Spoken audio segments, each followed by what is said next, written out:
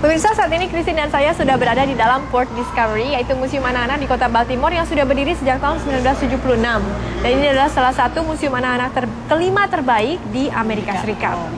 Nah, di sini tuh banyak sekali atraksi ya yang bisa membantu anak-anak untuk melatih fisik mereka, seperti memanjat gitu ya. Jadi untuk anak-anak yang agak lemah ototnya, mereka bisa mencoba melatih fisik mereka. Ya, dan ini juga memang salah satu hal yang banyak diteliti dan juga dilakukan. Seperti salah satunya adalah ditemukannya sebuah teknologi baru menggunakan robot yang namanya Cosmobot untuk membantu anak-anak yang mengalami gangguan perkembangan mental dan fisik gitu. Jadi itu nggak pakai tenaga manusia lagi? Tidak. Nah, begitu bagusnya ya. Jadi gimana ceritanya kita simak bersama.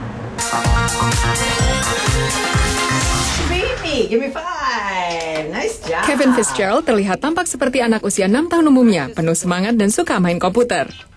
Tapi Kevin mengidap developmental dyspraxia, sebuah kondisi yang membuatnya sulit menggerakkan mulut dan lidah sehingga ia tidak bisa bicara. Which one do you want to do? Kini Kevin mendapat terapi yang melibatkan sebuah robot interaktif bernama Cosmobot. Terapis Kevin, Carol Samango-Sprouse, telah menangani anak-anak yang mengalami gangguan perkembangan sejak tahun 1982. They were absolutely entranced. They would work harder and longer. And we saw it on the first day, first child. And every child was like that. Menurut Carol, Cosmobot merupakan alat terapi yang sukses karena anak-anak menganggap mereka sebagai manusia. Mereka bicara melalui robot dan menggunakannya untuk mengikuti petunjuk. Standpoint of therapy, you will get longer engagement, harder skills, and they will stay with you as long as you're willing to work. Have him point to Kevin.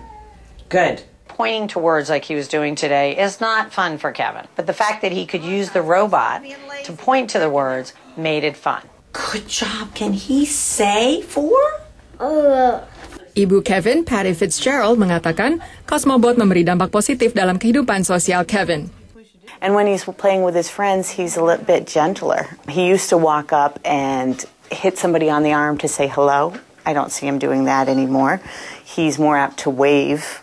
And I think some of that comes from Cosmo just being quiet, and Cosmo is very simple, and Cosmo is steady and calm. Cosmobot diciptakan oleh perusahaan Anthrotronics yang bergerak di bidang riset dan pengembangan teknologi robotik. Menurut Dr. Corina, anak-anak responsif terhadap Cosmobot secara fisik, sosial, dan kognitif. They become friends with Cosmobot.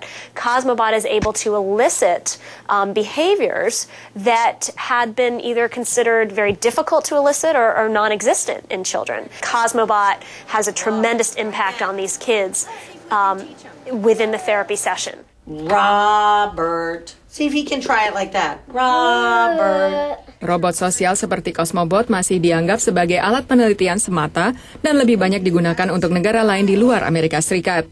Tapi Dr. Corina optimis bahwa pandangan ini akan berubah dan Cosmobot akan lebih mudah diakses oleh anak-anak seperti Kevin. Untuk dunia kita, demikian laporan tim VOA.